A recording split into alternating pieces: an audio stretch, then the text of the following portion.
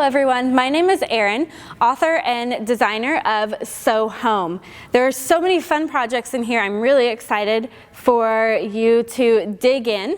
One of my favorite techniques I wanted to show you is how to get a professional blind hem finish on your drapes.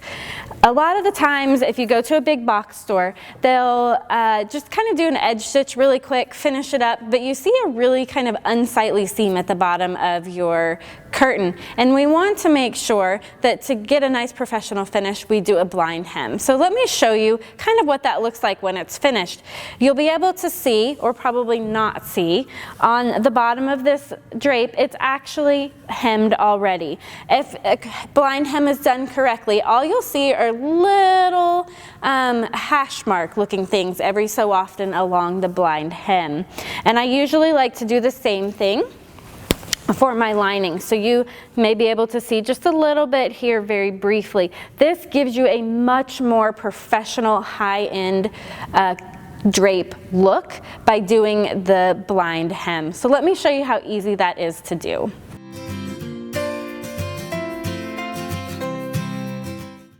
To prepare to do a blind hem, we're going to prepare just as we normally would for any other hem. We're going to do a double fold hem. And what that means is we've got our material folded up with the raw edge once and then fold it up again so our raw edge is enclosed all the way. That's going to give us that nice look. Now from here to do a blind hem, it's a little bit different. If you're doing a normal hem, you would just take it to the machine and sew right along this edge and we'd be done. But that's not what we want in a blind hem look. We want to not be able to see our hem at all. So what I'll do is I'll go ahead and fold it like I normally would, and then I'm going to take the hem and we're going to fold it back a little bit, leaving some of this fold exposed right here.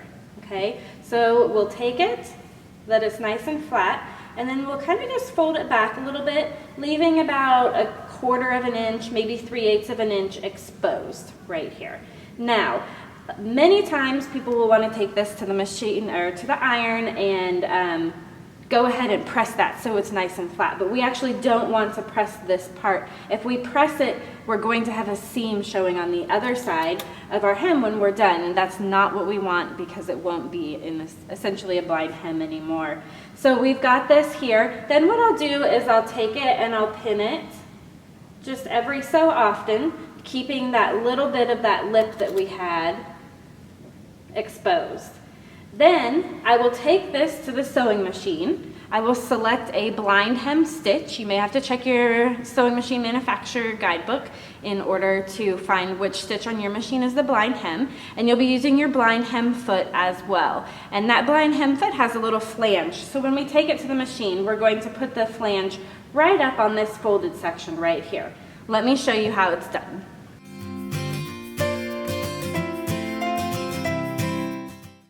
All right, so now we've got our blind hem ready to go on the machine. I've got my blind hem stitch selected and I've got my blind hem foot on. Now you can see right here underneath, towards the center of the foot, there's a little flange.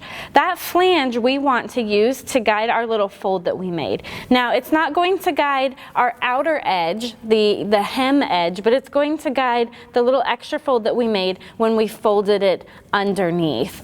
That's what's going to get us to sew just a very small amount. Now, I always like to use a coordinating thread with this. Even though it's a blind hem and it's very difficult to see, you may see a couple little pieces of the thread once you're done with the project. So I do still want to use a thread that coordinates as best I can with the fabric I've selected.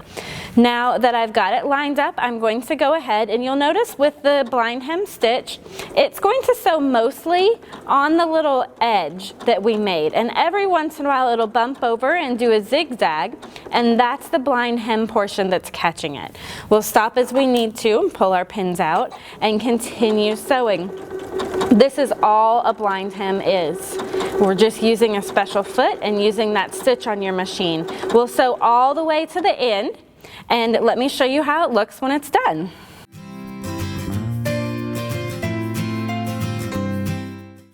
So once we finish sewing that up, all we'll need to do, you can see it still looks like this right now. What we'll do is we'll fold it out And you'll be able to see what looks like a little bit of a zigzag on the back edge, but then when you go and turn it to the front, you can see that I do not have a hem showing at all. We've got a nice blind hem stitch going on there, and that's the look that we want to get a nice professional finish on our drapes. So you can see once we've got that finished, what I usually like to do too, I'll go to the iron and press this out flat. Even though we didn't press that last fold that we did, sometimes just the pressure of the foot pressing down on it is enough to give it a little bit of a crease, but all we have to do is iron that out and we won't even be able to tell our hem is there. And then when we're done, we've got a nice cafe curtain with a blind hem.